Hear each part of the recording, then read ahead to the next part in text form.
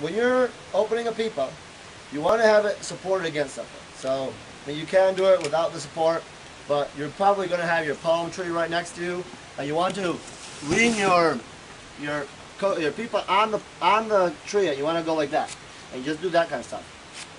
And basically, you're just going to do that. You can do that without the thing, but you'll probably end up throwing the pipa somewhere, or maybe cutting your hand. And basically, you just go around. You're going into we're just doing the fibers until you come all the way back around. Right here, you're going to grab one of those, get it up, and you take your hands, and basically, something for us tour guides, you want to keep in mind, this will ruin your beautiful garments. You have a nice shirt, and us tour guides, we like dressing like Pekin, myself, and we try to dress with the gear stuff. If you get this on it, it'll stain it brown, black, and it will never come out. Promise you, I've ruined a lot of my good gear.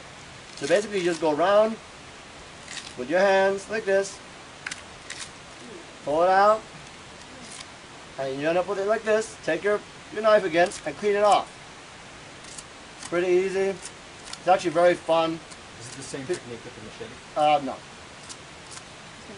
This is the pocket knife technique, and it's the safest technique. I mean, I've seen a lot of people missing this thumb because of why do you go use a machete. I personally, unless you know how to use a machete, I would not recommend it.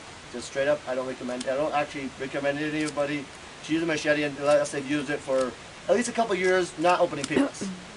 Then you end up with something like this, and it's super cool.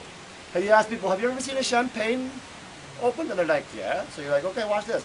Normally, if this has been out in the sun, this one probably won't squirt so much, but this has been out in the sun and we're out in the day, you're just going to go like that. Boom, and as you hit it, it's going to make a spray, and it'll go psst, and it'll go psst. You hit the person in the face, and this is really cool. You just pop it like that. You open this up, and this is going to be your little, you give this to the person. You say, here you go.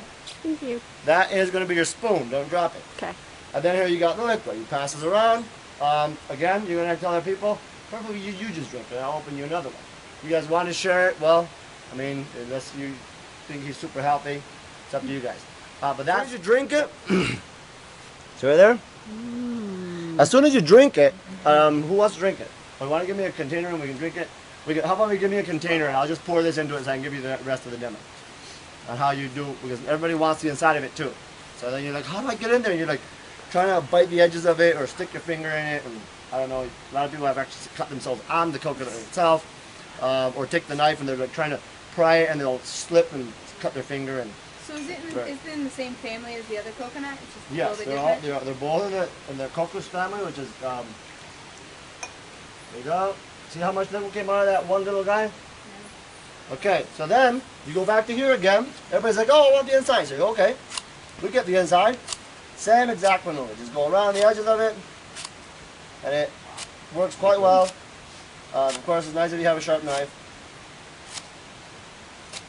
And once you get around to the other side, same thing. You just go like that. It's really easy. You don't really need to have a lot of strength. Anybody can do this.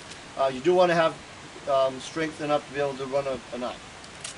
Surprisingly, some people don't have that. So then you go here, clean it all up, and then do the exact same maneuver. These coconuts, when they're this age, will break very nicely. So you basically just slap it right there like that, and it does this like edges like thing. And you end up with one edge, like here you go, first person. Then you go with the next one. A lot of the girls like using these as what we call bracelets or whatever. So after you get done with it, What we like to call bracelets. and this is not a very good example, but often they'll break very smoothly, kind of like this one. Only there'll be the middle one, and after you eat it, you can use it. So there you go. Easy to get out. Then you take that little spoon of yours after she's eaten it, and you just can use it like this to scrape out.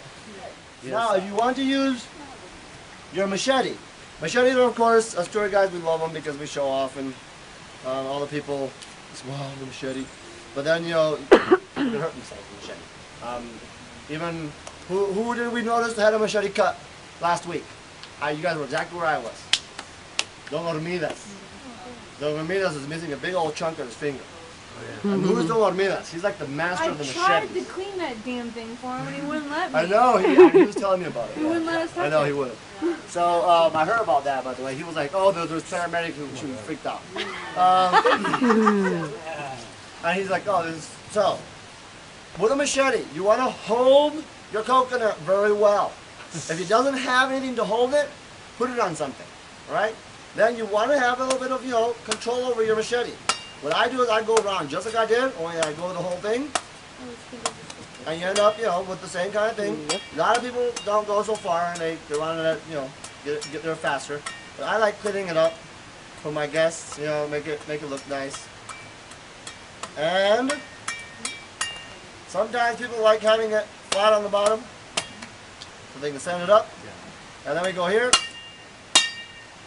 And you want to just get the end of it off. There you go. And actually I like it a little bit more, so there we go.